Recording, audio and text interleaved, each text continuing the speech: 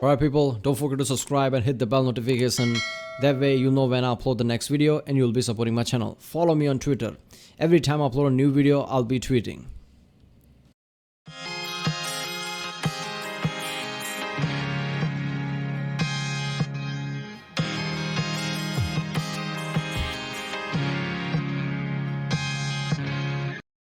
Ladies and gentlemen, this is The Emperor of Man 2, Heresy and the Imperium. Warhammer 40,000 lore / history by the channel Lutin09. Yes, we're back to the Imperium of Man series by Lutin09. We're going to talk about Horus Heresy here.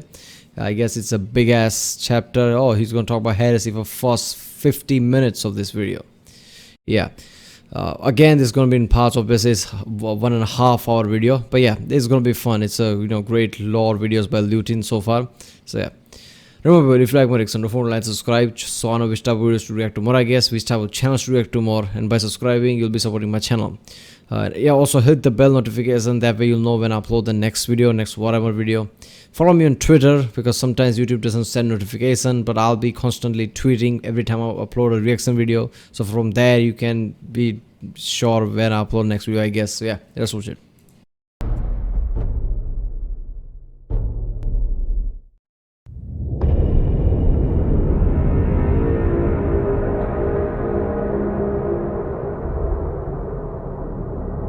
Only party? No, there's only war.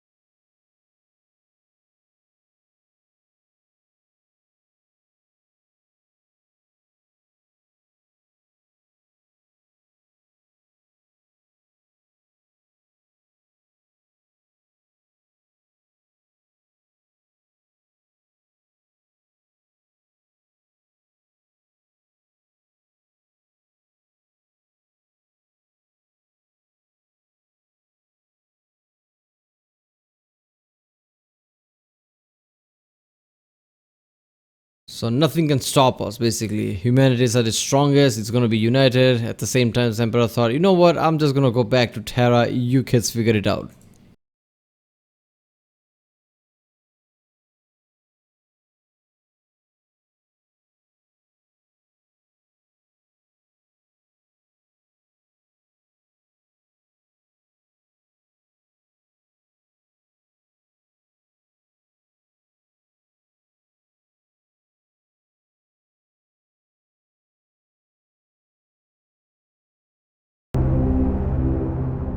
Why is his The eyes 31st glowing? millennium of man would be one of the darkest and most destructive humanity had faced.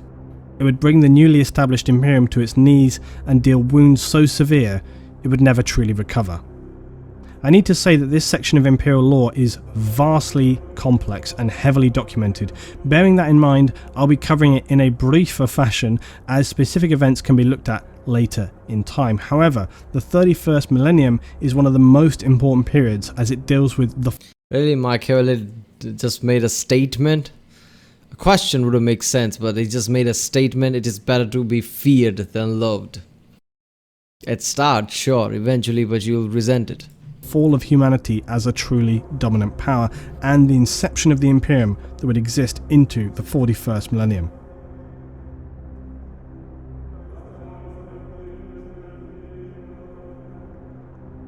The Horus Heresy.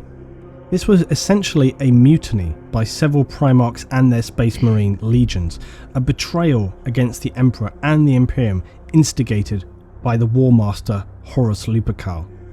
Now, considering how much is written about these events, it actually takes place over a very short timescale in the general scheme of events in 40k, lasting for only about 7 years. As I already outlined, this rebellion ultimately was orchestrated by, at this time, the unknown forces of chaos. Yet there were many secondary factors, and arguably, even without the influence of chaos, it seems possible that these events could have taken place without dark suggestions from the warp, albeit likely to a lesser extent. Really? The Emperor's return to Terra to I establish... mean, are we sure of that? Even without the chaos, come on.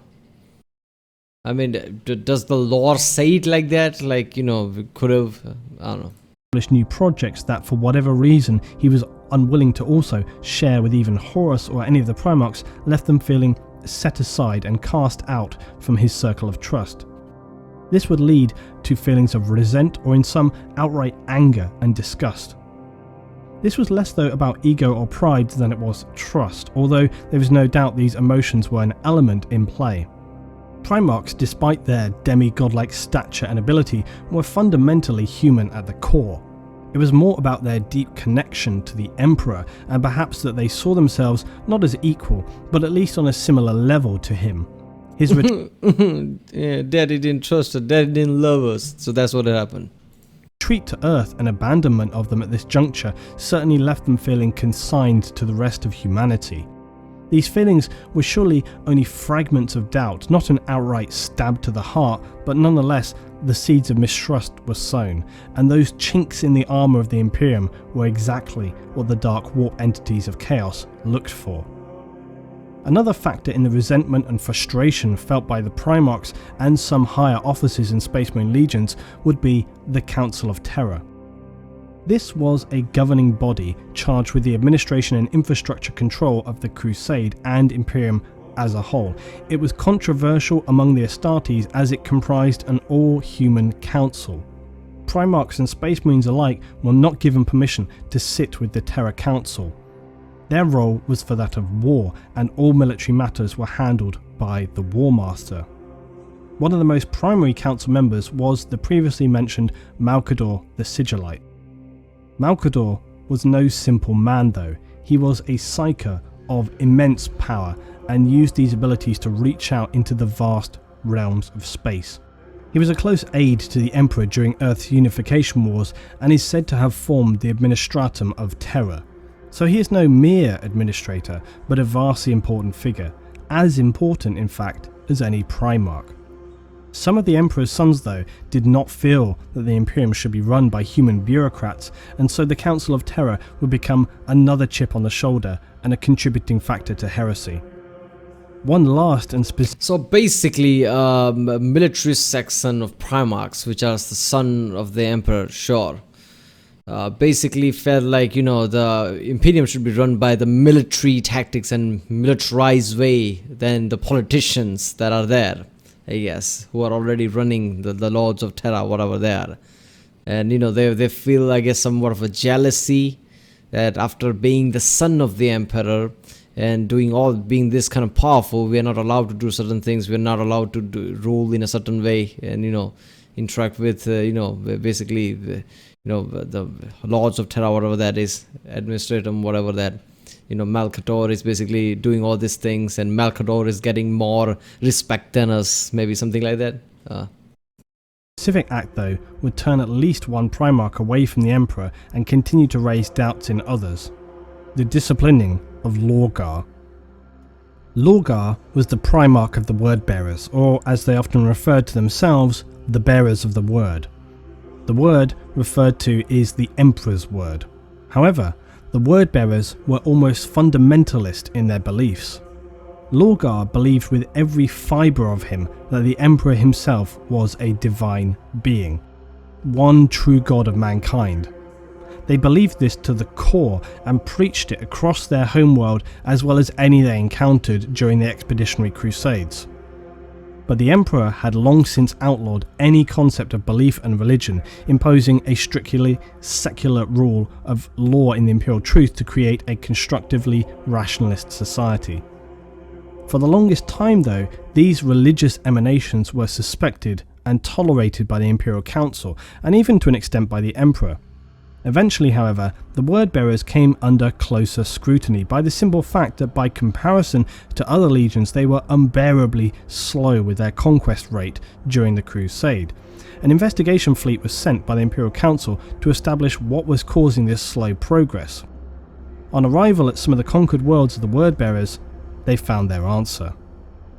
To the fleet commander's horror, they had discovered that the word-bearers had been spending years indoctrinating and converting the worlds to the illegal and false faith of the Imperium.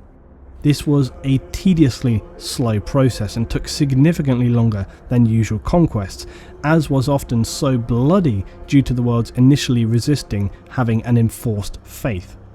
This egregious practice was considered an abject failure of duty by the Imperium, and That's what happens when you make exceptions. He's a problem child, I guess. He want to believe in this religious shit, he can do that. That's what happens, right? You let go of things, don't do interventions, this is what will happen. Apparently it's not just doing conquering, indoctrinating people. Of course it's going to take time. So this is literally the start of 41st millennium. This is the earlier stages of what it's going to become. The fucking hardcore religious thing that it is in the 41st millennium. This is the start of this. This is where it started. And the Emperor himself. Worse still, it came to light that the word-bearers had been employing a standard practice to execute those who did not renounce their faith and accept that of the Imperium and Emperor as the divine faith, which only served to pour more fuel onto the flames of outrage. The Emperor was absolutely enraged by this notion that he should be worshipped as a god, and the actions of the word-bearers in his name, slaughtering those who refused to accept the Emperor's divinity, stank of the religious excesses that had so often poisoned human history, and the Emperor had witnessed firsthand throughout the ages. I don't get it. I don't get this. The word bearer, basically, the Emperor is one true God, it's the one true religion. Like, you I'm telling you I'm not God. You're telling people that I'm God and I'm myself. Apparently your God is telling you that I'm not God. Would you just chill the fuck off? I don't even know how this works, man. If your God basically walks up to you and says I'm not a God, I mean, how rational can that be? I mean, that's the definition of a perfect evidence there can be. I'm not God. You say I'm a God, I'm saying I'm not God, right? Now just back off. Word-bearers had not only broken his principal rules, but also wasted vast amounts of time and resources. All the worlds they had brought into the Imperium had to be purged in an extremely traumatic process, wasting more lives and more resources. To balance these incomprehensible actions, the Emperor would publicly humiliate Lorgar. Okay, so maybe, indoctrinated people, I guess, indoctrinating them back that there is no such thing as religion was a bit more tedious. I guess it's kill them, because in there is just logistic, right? Yeah. 41st millennia is not only the dark time, it's also 31st millennia. It's all the time, right? Everything under Emperor is basically dark. To publicly reprimand a Primarch in front of his Space Marines and even present humans was an unprecedented act, and it cut Lorgar to the core. In one encounter, his faith was publicly ripped from him by the Emperor, and all the worlds they had conquered were to be purged. Lorgar was beside himself, as were all the word-bearers, to not only have their faith burned away, but to also know that all their years of efforts counted for naught was an unbearable burden to carry. It is said that the Emperor... It's like that Game of Thrones things, right? Shame, I guess that's what he did.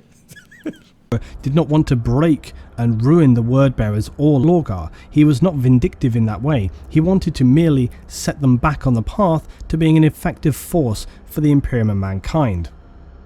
To cure this corruption, the Emperor turned to the glorious Ultramarines and Robert Guilliman, known for his exceptional tact and unflinching loyalty to the Emperor.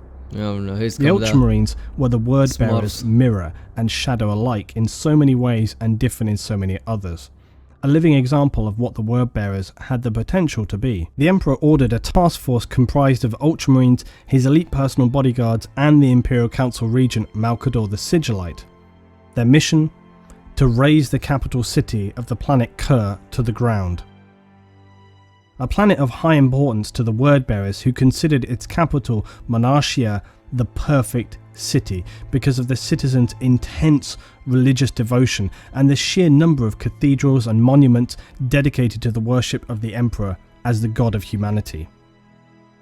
Following a temporary mass evacuation of bewildered human citizens who could not understand what crime they had committed, sent out distress signals to the Word-bearers, who they considered to be angels.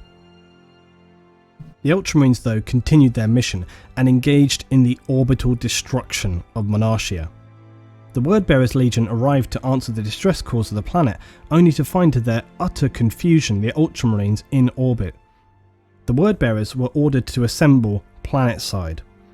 100,000 Marines were ordered within sight of the smouldering raised ruins of Monarchia, where the Emperor himself stood. The Word-bearers were forced, along with all others in attendance, including Lorgar, to kneel before him in the ashes of the city which stood for all they had believed and done in the name of the Emperor and the Imperium.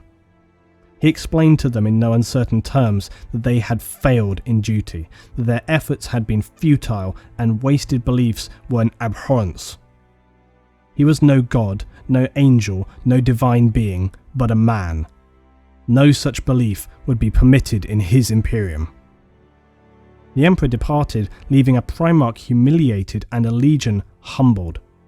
Lorgar was physically and psychologically numbed by the Emperor's actions. The razing of the city of Monarchia was a trauma almost too great for many of the Word-bearers to cope with, and had it not been for their strength of genetics, they would have likely been mass suicides and insanity. Lorgar himself, though, fell into a deep melancholy that would burn harder and brighter within him as days turned to weeks turned to months. Why is this sequence of events so important? In the future years of the Imperium, it was said that all that would later come to pass was born in this microcosm, that the mission and humiliation carried out here would be recalled as the catalyst of a galactic civil war. The ruination of the Word-bearers is critical in understanding the next sequence of events. They were left reeling from the events on Kur, as well as the ritual humiliation and destruction of the Legion's faith. The fate of the Word-bearers at this time is sketchy due to the destructive nature of this period and the events to follow. But it is known that they disappeared for a time, seemingly lost in a whirlwind of confusion, disillusionment, and even rage. The Emperor's hope that they would be set straight on the path of the Imperial truth was flawed, and their resentment hugely underestimated. Their religion destroyed. I understand that their city being destroyed, they would have rage about that. I don't know. I still can't process this, right? I mean, their religion destroyed. Their religion. The reason of their religion, the Emperor himself is telling you there is no religion. I'm not a god. How is that even a religion? I mean, a person believing somebody's God, even though that person is saying that I'm a god, is just crazy at that point. What are they thinking, that even an emperor doesn't know that he's a god? Is that what they're implying? Instead, they withdrew, wandering the galaxy, seeking, waiting for a light of clarity to guide them. It seems likely that Lorgar's fall began after Monarchia, that the dark powers of the warp reached out to him in his despair and offered him that which the Emperor had denied him, a divine power to believe in.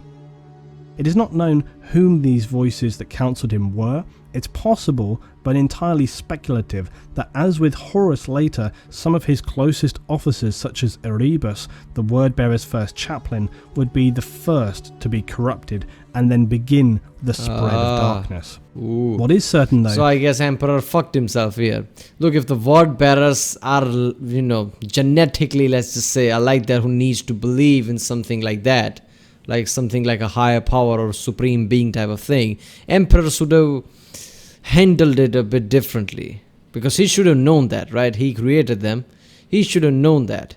So he basically, by mishandling that little situation, created a butterfly effect, basically, that led to all this shit. It led to him sitting on a throne, half skeleton, half, flesh. Is that when the Word-bearers reappeared to rejoin the Great Imperial Crusade, they appeared to be refocused as the Emperor had hoped. But this was far from the truth. The Word-bearers now no longer served the Emperor or humanity, and were the very first Space Marine Legion to fall to the darkness of chaos. The war between humanity and chaos would still not come until more of the Emperor's crusading forces had been seeded with dark betrayal. Yeah. Horus Lupercal, favourite of the Emperor, war master of the crusade, would become the apex of these events. The real treachery would begin on a small planet named Davin. This world had been easily absorbed into the Imperium by Horus and his legion. The world named Devon? Okay. I don't know. As the name goes, Devon? Alright. So it all started with the, word bearers. By Horus is the one who gets the credit. Horus Heresy, yeah, boo. It kind of makes sense that this religiously primed people gets corrupted first because they believe in higher power more, so they would be, more easily corruptible because they believe in things like this. I don't know. I see as chaos guy just sitting there. Oh, look at that. Just, doing this with their hand like, oh, opportunity. Look at that. Let's just take these word bearers on our side. Lunar wolves some 60 years previously. The warrior people living there quickly realised they were outclassed and bowed to the powers of the Imperium. Horus was impressed with their realism, honour and strength. Spending time there, the Lunar Wolves brought away from Davin the concept of the Warrior Lodge, a close clique of senior brothers who would share their knowledge and opinions evenly without rank obstruction. The concept of lodges, guilds or clans within a legion or imperial force was strictly outlawed by the Emperor as something which could brew dangerous opinions and dissent, as evidently turned out to be the case. Horus decided that he knew better. Now Erebus, the aforementioned first chaplain of the Wordbearers, was at this point fully corrupted by chaos. He reported to the Lunar Wolves that Commander Temba, the governor of Davin, and his forces had turned renegade and dug themselves into a fortress on Davin's moon. Horus led an assault force to clear the moon and extract Temba personally. On the surface, his forces were confronted by the foul, reanimated remains of Temba's outpost, who had evidently succumbed to the chaos plague of Nurgle's rot, skewing them into horrific parodies of the human form. Damn. Horus slew the grossly altered Temba personally, but not before Temba managed to strike a blow to Horus using the advanced blade, the Anatheme. I love how all the chaos gods have that signature feeling, like if something is affected by Nurgle, it's just a horror, so like zombies type of thing. Everybody's rotting and things like that. Oh shit, this is definitely the work of Nurgle. You'll recall was the highly advanced blade stolen decades previous by Erebus from the people known as the Interrex. The weapons appeared to be semi-sentient, as the Interrex claimed the weapons could be instructed to recognise a particular person, which gave them the ability to mortally wound that person. The Interrex did not know how to produce these weapons, but had confiscated them from a Xenos race known as the Kinebrak. It seems clear that Erebus orchestrated the whole sequence of events on Davin's moon, and potentially worse, had already been corrupted by chaos even prior to his theft of the Anatheme from the Interrex years before. The distorted, chaos-riddled Temba had been instructed to speak Horus Lupercal's name to the blade. This meant that upon striking the greatest Primarch of the Imperium, it would wound him in such a way as to be beyond even his demi-godlike powers of healing.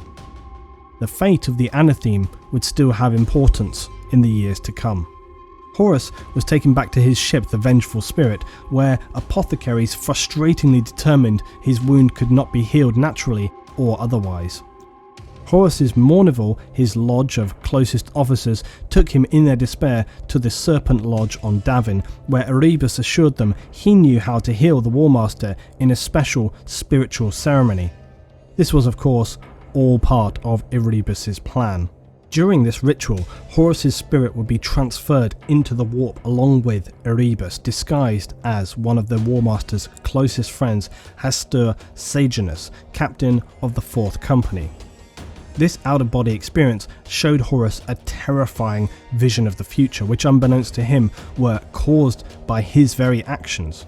Bringing the Imperium into an age of repressive, violent and superstitious regime where the Emperor and some of the most loyal Primarchs were worshipped as divine beings by the fanatical and ignorant masses of humanity. The Chaos Gods portrayed themselves as the victims of the Emperor's psychic might, who had been suppressed throughout the ages and had no interest themselves in controlling the material world. Horus, already having grown jealous and deeply resentful of the perceived poor treatment at the hands of the Emperor, and was one of many of the Astartes legions afraid of the concept of a peace wherein all for which they had fought would be turned over to weak-willed mortal men, whilst his legions were cast aside and left as peacekeepers without a purpose. These were the Emperor's wishes. What?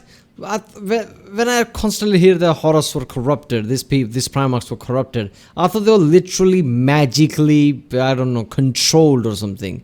I didn't know they literally convinced them and they willingly basically sided with Chaos, because that's how it sounds like to me. Chaos basically orchestrated all this shit and out-of-body experience. It showed them the future that Horus himself, because isn't there some kind of a loophole there? Like, what if the future he sees cannot happen unless he turns, and he can't turn unless he sees that future? I don't know, that's one of the loopholes of the future time travel bullshit. But still, they literally convince him like, oh, we are the poor Chaos Gods, right? The Emperor is the one true asshole. He's the one who's going to turn everything into this religious thing, right? And all you powerful Primarch beings are going to set aside, and it's all the mortal humans are going to be like this and whatever. So they convinced him. For you see, the Astartes were always a tool to save humanity and bring power back to mankind, not just to subjugate it. Horus, in his weakened and embittered state, was very suggestible and would accept this twisted and misunderstood prophecy. Yeah. But there was one thing Erebus... I guess they also nudged him with their power, I guess. It's not completely out, because Horus, being the War Master, cannot be that stupid. They would just get swayed even with this. I guess they just nudged him a bit. They did use their magic to make sure he believes it. ...had not counted on. Horus's brother, Magnus the Red, Primarch of the Thousand Sons, a legion and chapter who had widely embraced psychers and their unique powers, had continued to study the forbidden arts of warp manipulation and sorcerous powers. The cyclopean giant of Magnus appeared within Horus's vision, revealing Erebus' true identity and begging Horus not to fall in to the temptations of chaos. Okay. It was all in vain though. Horus had by now already decided that if anyone deserved to be worshipped as a god, then it was he. The godlike war... I'm surprised. Aren't the Psychers are also more susceptible to chaos, since they are more, I don't know, they more dabble into the warp, so they are more easily attacked by... So Psychers are the one who easily can be, attacked by chaos and the demons. So unless a Psyker is really powerful, they will be fucked or something like that. So clearly this is a Primarch, the Psyker, the brother, so he would be powerful, right? So I love the element, like he suddenly realized, oh, the shit is going down or something. I don't know, but being a Primarch and being a Psyker, which means he's a properly good Psyker, like, near close as how the Emperor is. Couldn't he, I don't know, foresee that this is gonna happen, like, as soon as this near body experience started with the Horus, couldn't he just immediately, I don't know, use his power to make sure to strengthen Horus's, I guess, willpower or something, so he doesn't just, falls down into the chaos or something? I don't know. Maybe I'm just guessing here. Warp demons of chaos healed Horus's wounds and between them made a deal. In exchange for the immense power he would gain, as well as ruling power over the mortal galaxy, he would deliver to them the Emperor, who the dark chaos gods feared most, as they knew he alone stood with enough power to potentially destroy them. Damn. Although Horus had always been an immensely skillful military leader, his true genius was in the manipulation of others. This was often remarked upon by his brother Primarchs, Rogel Dawn of the Imperial Fists once noting to Garviel Loken, who you remember was the Lunar Wolves captain and a member of the Mournival, that Horus had Loken put forward a campaign of war so his character would be more well known as a peacemaker than a warmonger. Dawn said, "You understand what Horus had you do this morning? He had primed the Mournival to back him, Loken. He is cultivating the air of a peacemaker, for that plays well across the worlds of the Imperium. This morning he wanted someone other than himself to suggest unleashing the legions for war. This skill of manipulation would be especially important now. It was one thing for the Chaos Aberrations to turn a few men and even a Primarch, but to turn legions and still more Primarchs, the strongest willed and most loyal of the Emperor's forces to Chaos? How would this be possible? Well, it would in part because Horus did not declare himself outright as a disciple of Chaos, nor would he follow immediately the darkest of their practices. As had been the case until now, the game being played was one of subtlety and deception. Horus, I mean, it kind of makes sense, right? I mean, he wouldn't just like, oh, look at that, I'm with the Chaos now. Come on, join me, gang. Of course, nobody would join him. He has to slowly approach them, slowly nudge themselves so they would eventually join Chaos, just like, Horus slowly did, right? It's just nudging game, deception, playing the chess, right? Playing the manipulation here and there. That's what he's a war master. Of course, he knows how to do all this shit. So yeah. So 30-minute mark has reached. I guess that's all for the first part. I love how this already is going.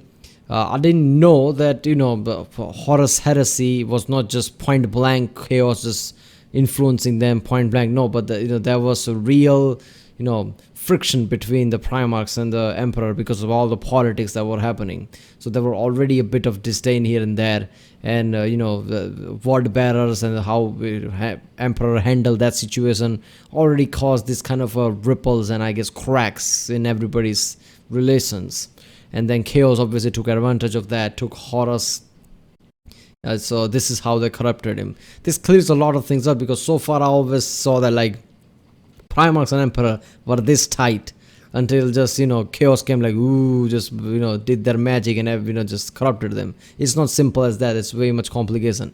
This is why I love Warhammer 40k. Even this shit has to be complicated. It's not like, oh, look at that, Primarchs and Emperor were just tight as shit and Chaos just did their magic and they were corrupted. No. There has to be more complication in that, more detail, right?